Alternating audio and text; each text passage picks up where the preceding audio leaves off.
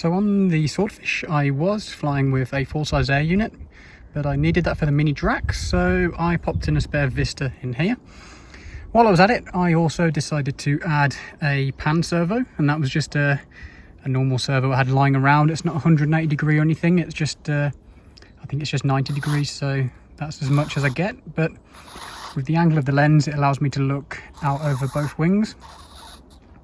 And I also updated to iNav 6.1, so it's the first time using that version of the firmware for me.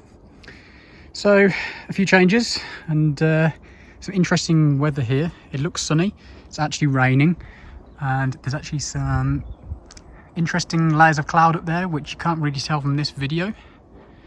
So yeah, I haven't done anything to waterproof this even though it is raining.